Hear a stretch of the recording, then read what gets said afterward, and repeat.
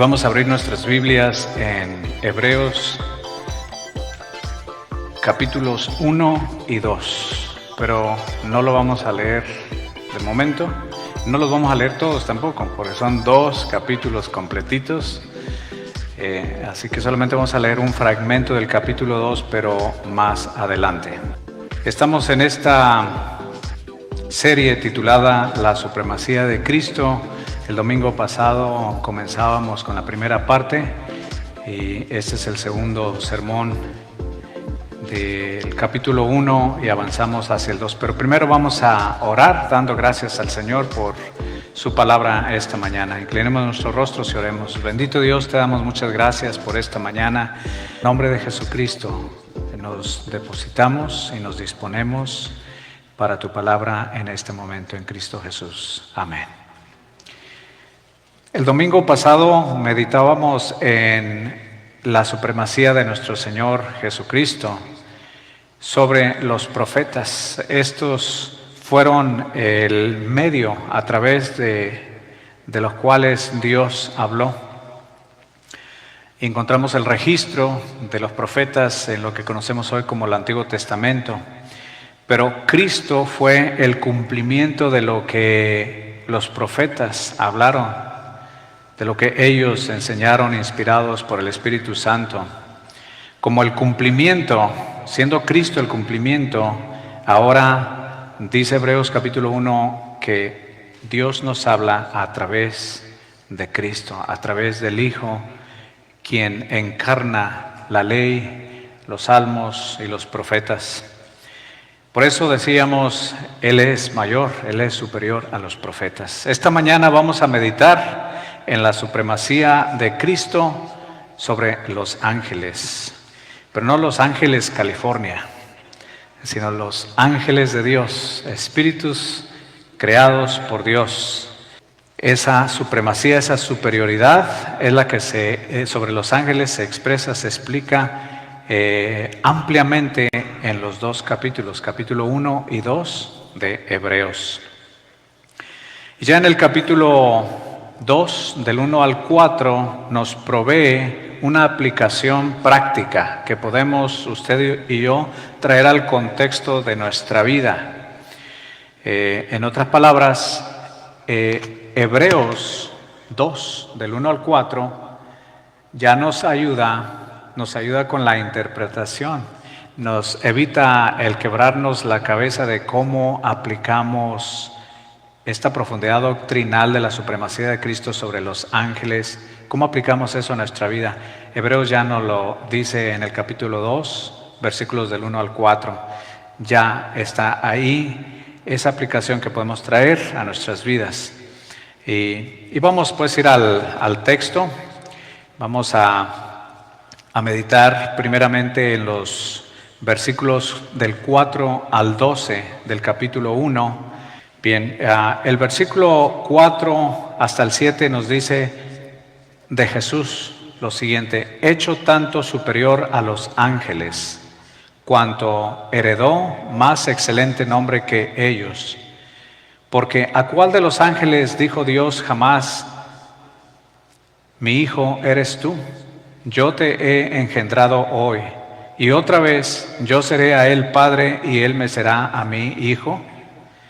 Y otra vez, cuando introduce al primogénito en el mundo, dice: adórenle todos los ángeles de Dios. Ciertamente de los ángeles dice: él que hace a sus ángeles espíritus y a sus ministros llama de fuego. En estos primeros versículos vamos a enfatizar de todos los principios revelados ahí acerca de Jesús y acerca de los ángeles. Vamos a enfatizar esta frase en el versículo 5 que viene de la boca de Dios describiendo a Jesucristo. Él lo declara como hijo suyo. Dice: mi hijo eres tú. Jesucristo es el Hijo de Dios y este es el primer punto de nuestro bosquejo. Nos habla de la identidad y la naturaleza del Señor Jesucristo. Los versículos del 4 al 12 nos hablan de la identidad y de la naturaleza de nuestro Señor Jesucristo. Pero se les llama hijos con H minúscula en el sentido de creación y procedencia. Tanto los ángeles como los seres humanos fuimos creados, somos criaturas de Dios, y en ese sentido Dios nos llama hijos porque somos criaturas de Dios, porque Él nos creó en el sentido pues de procedencia. Pero es hasta, por supuesto, a lo largo del Antiguo Testamento y confirmado en el Nuevo Testamento, y específicamente volvemos al Evangelio de Juan capítulo 1, que también se es hijo de Dios espiritualmente hablando al recibirle, al creer en Él. Se le llama hijos, pues, aquí en Job, en ese sentido, de criaturas de Dios, de procedencia. Existen porque Dios directamente los creó. Dado que Satanás fue originalmente también, fue creado originalmente como un ángel de alto rango, antes de su rebelión forma parte de este grupo de seres creados, razón por la cual se le presenta entre los hijos de Dios en la corte celestial. Pero no vino ahí como un buen hijo, vino a la corte celestial a acusar a Job, ¿se acuerdan? Porque él es el enemigo de nuestras almas, él es el acusador, dice la Biblia. Entonces, haciendo una diferencia entre origen, naturaleza, la exactitud de los términos y la relación con la creación, podemos ver diferencias entre los ángeles y Jesús. Hablando de origen, ellos son seres creados. Los ángeles son seres creados, tuvieron un punto de inicio en el tiempo por voluntad divina. Mientras que Jesucristo, su origen es engendrado, dice la Biblia, no creado. Coexiste eternamente con Dios. Él no tiene principio ni fin. Él coexiste eternamente con el Padre, sin principio y sin final. La naturaleza de los ángeles, ellos son criaturas espirituales, tienen poder limitado. La Biblia dice que que el hombre ha sido creado un poco menor que los ángeles. Entonces nos superan en poder. Ellos son criaturas espirituales, tienen un poder limitado, pero no son divinos. Ellos están subordinados a Dios, a su Creador. Con respecto al término exacto, son hijos por creación general. Dios creó los espíritus, Dios creó el universo, Dios creó al hombre. Y cuando decimos los espíritus, nos referimos a los ángeles. Son hijos por creación general. Mientras que Jesús es el unigénito. Él no es parte, Jesús no es parte de la creación general. Cuando Dios decidió crear a los espíritus, es decir, a los ángeles, Jesús no estaba entre ellos. Porque algunas doctrinas antiguas que han sido acarreadas por algunas sectas en la actualidad, que han sido traídas desde los siglos primeros hasta nuestros días, como por ejemplo los testigos de Jehová, se trajeron de los primeros siglos el arrianismo que sugería que Jesús era creado. Entonces los testigos de Jehová hoy dicen que Él fue un ángel creado por Dios, llamado sabiduría, a quien Dios encarnó milagrosamente a través de María. Entonces ellos están colocando a Jesús en la creación general de los espíritus, pero la Biblia lo distingue cuando dice que Él es el unigénito, Hijo de Dios. Entonces ya eso lo separa de la creación del resto de los ángeles. Cuando dice Él es el unigénito, Hijo de Dios, Él es el monogenés. Monogenés es el término griego que traduce unigénito, único en su clase. Hablando de la relación con la creación, ellos los ángeles están a disposición de Dios, están a disposición para servir al Señor. Ellos son servidores de Dios, mientras que Jesucristo, Él es el Creador. Él es Dios. Él es el creador del universo entero. Los ángeles son espectadores del universo, pero Jesús es el creador del universo y el creador de los ángeles también. Cuando Dios dice, mi hijo eres tú, hablando de Jesucristo, también mi hijo eres tú es la desmitificación de la angelología. Sobre todo en los siglos primeros habían doctrinas sobre los ángeles, o la doctrina de la angelología era muy enfática en el primer siglo, y había muchas herejías con respecto a la doctrina de los ángeles en los primeros siglos, pero nuestros días no son la excepción. En nuestros días también hay doctrinas sobre los ángeles y doctrinas erróneas. Pero mi hijo eres tú combate la corriente de antaño y la corriente contemporánea que diviniza a los ángeles. Mi hijo eres tú subordina a los ángeles completamente a la autoridad de Cristo, a la autoridad de Dios. Combate de forma directa. Cuando Dios declara de Jesús, mi hijo eres tú, eso combate de forma directa la corriente contemporánea. Hay por lo menos dos corrientes hoy. Una es una corriente religiosa del cristianismo y otra es la corriente secular de la nueva era.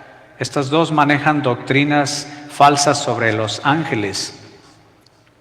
La primera es la religiosa. Cuando Dios dice de Jesús, mi hijo eres tú, combate la angelología cristiano-religiosa de la devoción tradicional, o esa mezcla, ese sincretismo que diviniza a los ángeles al grado que llegan a venerar algunos ángeles en particular, algunos seres angélicos, los elevan a un estatus de mediación, como si estos ángeles median entre Dios y los hombres. Entonces ya me va entendiendo por dónde va la cosa, ¿verdad? Porque hay una doctrina de mediación que excluye lo que Pablo dice a Timoteo, que hay un solo mediador entre Dios y los hombres, Jesucristo. Entonces hay una doctrina cristiano-religiosa que sugiere que algunos ángeles son mediadores, son intercesores, y se les ofrece una especie de veneración o de culto espiritual. Pero cuando Dios dice, mi hijo eres tú, hablando de Jesucristo, esa frase, esa declaración refuta el culto, la veneración a los arcángeles bíblicos y a los ángeles custodios, por ejemplo. Desarticula prácticas tales como orar a los ángeles o encomendarse a San Miguel para protección. ¿Cuántos han visto esas figuritas de San Miguel Arcángel pegadas en las paredes de las casas? ¿Cuántos las han visto? Entonces, esa declaración de Dios sobre Jesucristo, mi hijo eres tú, ya refuta esa mediación de los seres angelicales. Desarticula también la práctica de orar o de encomendarse a San Gabriel. ¿Cuántos han visto una imagen de San Gabriel colgada en los camiones? Sobre todo allá en México, en Latinoamérica, cuelgan una imagen de San Gabriel en los camiones urbanos para dirección. ¿Cuántos han escuchado que algunos se encomiendan a San Rafael para sanidad, ya que Rafa en hebreo significa sanidad? Entonces uno de los atributos de Dios es Dios Rafa, Dios que sana. Entonces muchas veces en la Biblia, cuando se habla del ángel de Jehová, se refiere a Dios mismo. Y muchas veces el Rafa de Dios, el Rafael, el término él significa Dios o de Dios. Se refiere a Dios mismo, no necesariamente a un ángel específicamente. O al ángel de la guarda. ¿Cuántos antes de dormir se encomiendan al ángel de la guarda? No levante la mano, ¿no? Porque voy a platicar con usted seriamente después del servicio. Pero mucha gente se encomienda al ángel de la guarda. Pero el texto de Hebreos demuestra que aunque tengan misiones, que los ángeles tengan misiones y tareas asignadas por Dios, siguen siendo criaturas subordinadas a Él, subordinadas al Señor, que carecen de omnisciencia, que carecen de omnipotencia para escuchar o responder a nuestras oraciones. Es Dios quien oye nuestras oraciones, no los ángeles. Esos atributos de omnisciencia, de omnipotencia, porque cuando oramos nos encomendamos a la omnisciencia de Dios. Él lo sabe todo, Él conoce todas las cosas que nos ocurren, que nos acontecen y por qué nos acontecen, ¿verdad? Cuando oramos nos encomendamos a Dios, quien es omnipotente. Él es todopoderoso, todo, potente, poderoso, porque eso es lo que nuestra necesidad reclama. Nuestra necesidad humana reclama su omnipotencia, mientras que los ángeles no son omnipotentes.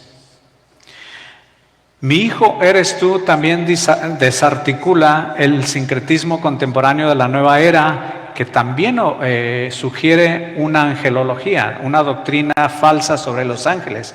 En la nueva era se maneja o se promueve la invocación de los 7 arcángeles.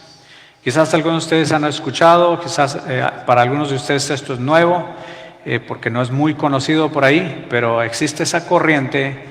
La nueva era es una corriente de pensamiento que es, como decimos en Latinoamérica, es un tutti frutti, un poquito de todo. Acarrean, es como que arma su pensamiento. No es necesariamente una filosofía, no es necesariamente una religión, pero arma su pensamiento con un poquito de filosofía, con un poquito de cristianismo, con un poquito de gnosticismo, y acarrea de los siglos primeros especialmente herejías y mucho del misticismo y la filosofía griega. E inclusive budismo, bueno, mete de todo, hermanos. Por eso decimos que es un tutti frutti. Mete de todo. Entonces, en ese todo, en ese tutti frutti, mete también o promueve la invocación de los 7 arcángeles. Los menciona por nombres: Uriel, Chamuel, Jofiel, Zadkiel, mediante el uso de velas, rituales de prosperidad, amor, transmutación genética. Cuando yo escucho estas cosas, recuerdo las expresiones del apóstol Pablo cuando decía estas son doctrinas de demonios. Pero al contrastar estas prácticas con las Escrituras, Hebreos desmitifica estas funciones pseudo divinas, estableciendo que los ángeles no funcionan, no operan de forma autónoma, ni manejan fragmentos de poder cósmico, no son omnipotentes, sino que están bajo el poderío y el estricto señorío del Señor Jesucristo. Cuando Dios declara de Jesús, mi hijo eres tú, Él ya está dándole filiación divina. Mi hijo eres tú, ya Dios está diciendo que Jesús es Dios. Y cuando dice, mi hijo eres tú, lo que le sigue, la siguiente cláusula que le sigue es, yo te he engendrado hoy. Mi hijo eres tú, yo te he engendrado hoy. Y los ángeles no son engendrados de la manera en que Jesús fue engendrado. Y ahorita, y lo podemos decir de muchas maneras, inclusive si hablamos de la encarnación, aunque cuando dice yo te he engendrado hoy, no se refiere a que Jesús nació de María. De eso no está hablando el texto, está hablando de otra cosa. Pero si gustan, vamos a la encarnación de Jesús, es decir, Dios humanándose, encarnándose en Jesús y naciendo a través de María. La pregunta aquí es, ¿quién de los ángeles o qué otro ángel fue encarnado? Ninguno. Jesús ha sido el único que se encarnó, que Dios se encarnó a través de Jesús, por medio de María en Jesús. Ninguno de los ángeles no son engendrados, pero repetimos, yo te he engendrado hoy no se refiere a la encarnación. Este es otro asunto, ahorita vamos a verlo. Pero los ángeles no son engendrados de Dios en el sentido teológico que vamos a ver ahorita, ni en la realidad histórica de la predestinación tampoco. Porque yo te he engendrado hoy ya habla del drama de la redención. Y Dios escogió a Jesucristo. Dios en el drama de la redención ya se visualizaba en un futuro, desde antes de la fundación del mundo, ya se visualizaba como el Salvador del mundo. Y yo te he engendrado hoy está en relación a Jesucristo, siendo Jesucristo ya predestinado desde antes de la fundación del mundo para ser el Salvador, para ser el libertador de nuestras almas. ¿Cuál de los ángeles fue engendrado en ese sentido? Ninguno.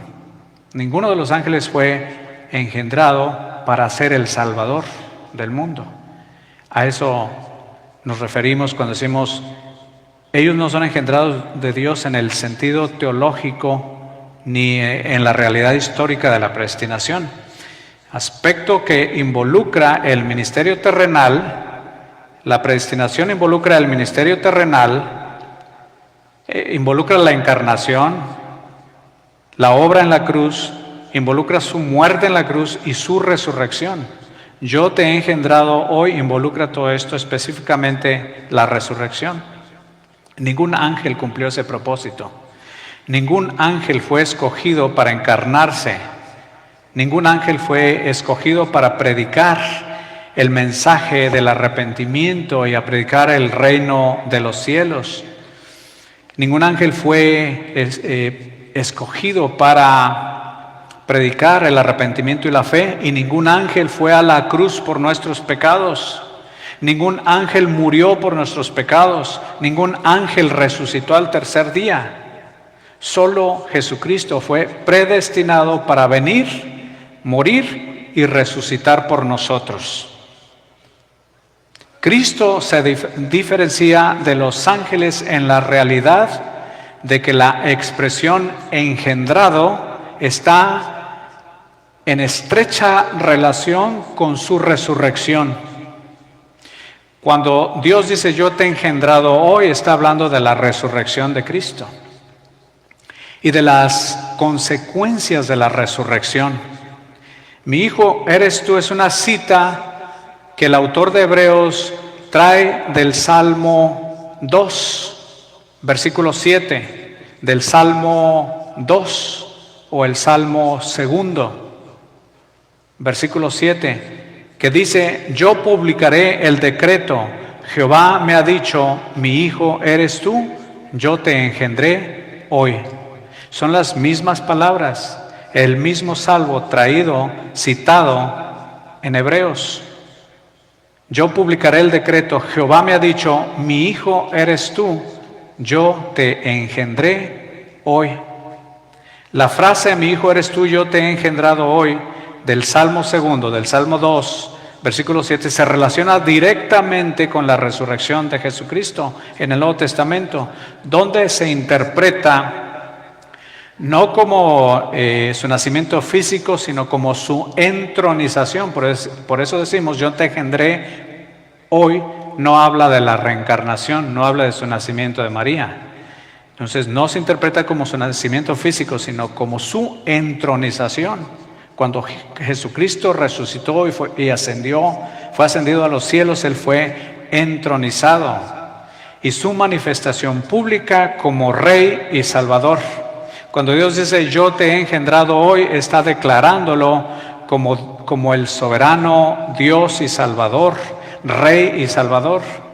Dios había decretado a quién engendraría. Dice, yo publicaré el decreto. Él había decretado a quién iba a engendrar, a quién iba a resucitar como el Salvador del mundo, a Jesucristo. Eso es una sana doctrina de la predestinación y de la elección. Hechos 13:33 dice, la cual Dios ha cumplido a los hijos de ellos, a nosotros, resucitando a Jesús, como está escrito también en el Salmo 2. Mi hijo eres tú, yo te he engendrado hoy. Es bien claro, Hechos 13:33, la cual Dios ha cumplido a los hijos de ellos, a nosotros, resucitando a Jesús, como está escrito en el Salmo 2. Mi hijo eres tú, yo te he engendrado hoy. El apóstol Pablo Lucas, el escritor de Hechos, explica, aunque es Pablo hablando, por supuesto, en este pasaje de Hechos 13:33 es Pablo hablando, explica explícitamente esta relación durante su discurso en Antioquía de Pisidia, el primer viaje misionero de Pablo. Hoy precisamente en la clase de escuela dominical estudiábamos el capítulo 13 de Hechos. Vamos a la par, hermano Cornelio, Hechos 13, cuando en la iglesia de Antioquía, donde había profetas y maestros, y el Espíritu Santo llamó a Pablo y Bernabé para enviarlos, y después de orar por ellos, imponiéndole las manos, los enviaron en su primer viaje misionero. Entonces en su discurso en Antioquía de Pisidia, Pablo afirma que Dios cumplió la promesa hecha a los padres de resucitar a Jesús. Para probar eso, cita el Salmo 2, Salmo 2. Como también está escrito en el Salmo 2, dice, mi hijo eres tú, yo te he engendrado hoy. La resurrección es el momento en el que Dios engendra a Jesús a una nueva vida glorificada, presentándolo al mundo como el Mesías victorioso. Yo te he engendrado hoy, de Hebreos 1:5, también es una declaración de identidad con Dios, de filiación con Dios y de poder. En Romanos 1:4 dice que Jesús fue declarado Hijo de Dios con poder. Mi hijo eres tú. Mi hijo eres tú, de Hebreos 1:5. Romanos 1:4 dice que Dios declaró a Jesús como Hijo de Dios con poder, según el Espíritu de Santidad, por la resurrección de los muertos. Por la resurrección de los muertos. Entonces este pasaje complementa la idea diciendo que Jesús fue declarado por Dios con poder, según el Espíritu de Santidad, al ser engendrado, es decir, por la resurrección de entre los muertos. Jesús siempre fue el Hijo de Dios, pero en la resurrección, cuando Jesús se levantó al tercer día de entre los muertos, la resurrección es la demostración pública, es la demostración legal, histórica, de su soberanía sobre la muerte y sobre el pecado.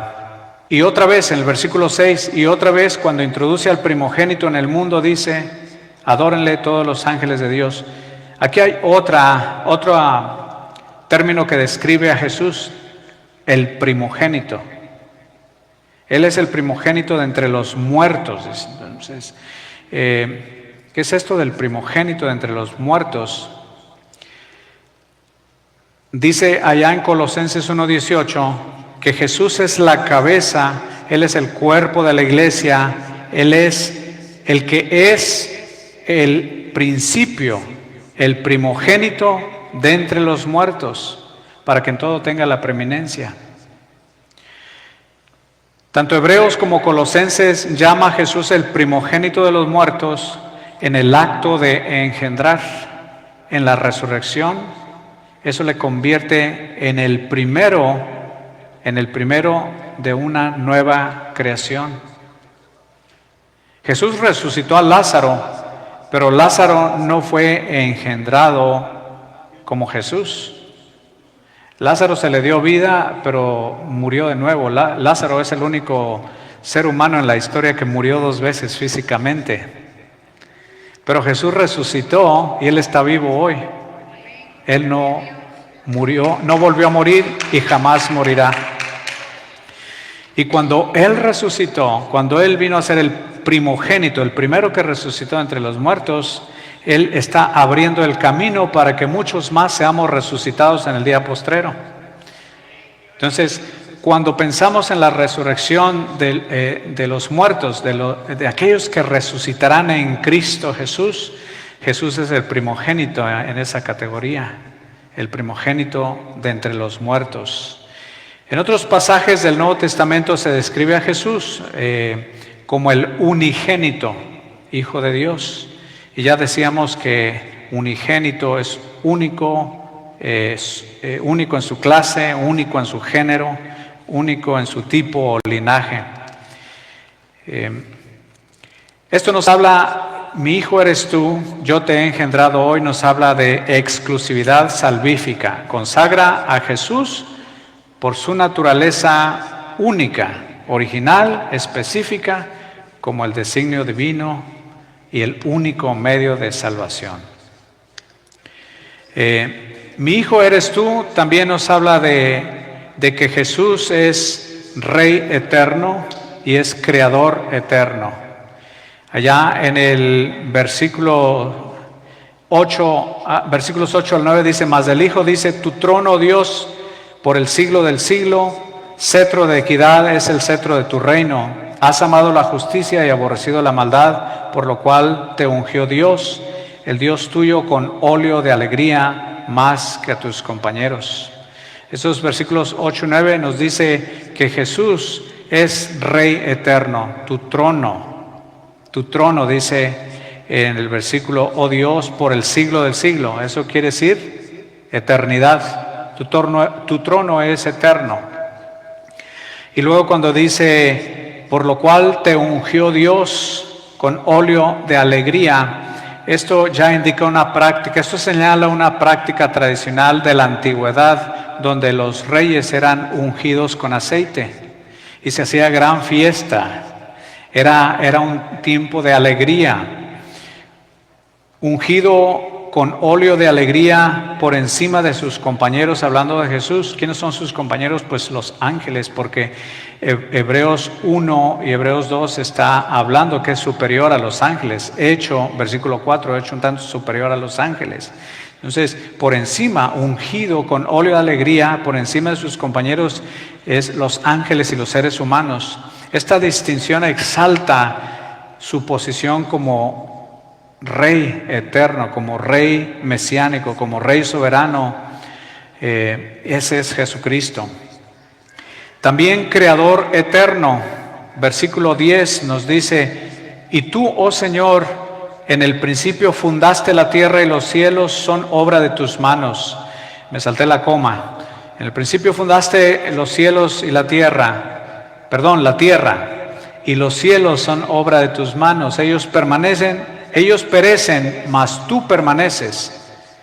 Por eso otra escritura dice, los cielos y la tierra pasarán, pero tus palabras no pasarán, pero tú permaneces. Ellos perecerán, mas tú permaneces, y todos ellos envejecerán como una vestidura, y como un vestido los envolverás y serán mudados, pero tú eres el mismo y tus años no acabarán. Qué bonita palabra. De veras que estos pasajes merecen un sermón exclusivamente de este pasaje. Aquí nos estamos yendo muy rápido, pero este pasaje nos dice que Él es también el Creador eterno, el Creador inmutable. El texto atribuye directamente al Señor Jesucristo la creación del cosmos. la creación del universo, los cielos y la tierra. Esto demuestra que Jesús no pertenece al orden creado, sino que Él es el creador del mundo, ¿verdad? Él posee el poder divino de hablar, y Él habló y fueron todas las cosas, vinieron a su existencia. Creador eterno nos habla de su trascendencia divina sobre la creación. Los versículos, ya leíamos los versículos 11 y 12, que los cielos perecerán, pero Él permanece. Ellos envejecerán como un vestido, pero Él permanece. Sus años no acaban. Mientras el universo material sufre desgaste y se envejece hasta ser mudado como un vestido, como una prenda vieja, la existencia de Cristo permanece intacta. Él es el mismo por la eternidad, Él es el mismo por los siglos de los siglos, confirmando su naturaleza no creada, su naturaleza increada, confirmando su naturaleza eterna más bien, e independiente del espacio y del tiempo físicos. Y esto ya destruye la teoría de la expansión del universo o del multiuniverso. En otro día les platicaré la conversación filosófica que tuve con Gael sobre los multiuniversos. Dice, ¿qué piensas del multiuniverso? Le dije, es una hipótesis. Y me dice, ¿qué es hipótesis? Entonces se imaginará la conversación. También el pasaje nos habla de la identidad de los ángeles. En los versículos 5b, 6b, 7 y 13 al 14 nos habla de la identidad de los ángeles, pero rápidamente, porque ya el tiempo se nos fue, los ángeles, en estos versículos dice que los ángeles adoran a Cristo. Versículo 6b dice, adórenle todos los ángeles de Dios. Entonces, uno de las responsabilidades de los ángeles es adorar al Señor. Ellos adoran a Cristo. Al rendirle culto, los ángeles reconocen que Jesús no es un par, no es coigual con ellos, sino Dios creador legítimo.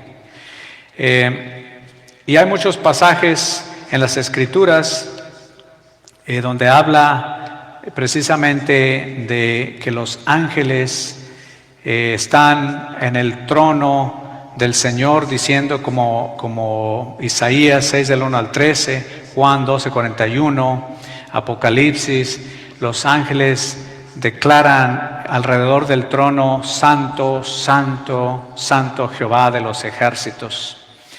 Los ángeles también son ministros de Cristo. En los versículos 7 y 14, 7c y 14a dice, y a sus ministros llama de fuego. Ellos son ministros de Cristo. Esto define la naturaleza funcional. ¿Cuáles son las funciones de los ángeles? Ellos son agentes ejecutores de la voluntad cósmica de Jesucristo. Ellos son representantes. Dios envió a los ángeles a servir al Señor. Por ejemplo, en la tentación de Jesús, después de haber sido tentado, después de haber ayunado por 40 días, 40 noches, dice que vinieron los ángeles y le servían. Y en Mateo 13:41 dice que enviará el Hijo del Hombre a sus ángeles y recogerán de su reino a todos los que sirven de tropiezo. Esta es una función legal de los ángeles, son ministros del Rey de Reyes. Los ángeles también son siervos de Cristo y de su pueblo. Versículo 14b dice, no son todos, todo el versículo 14, no son todos espíritus ministradores enviados para servicio a favor de los que serán herederos de la salvación.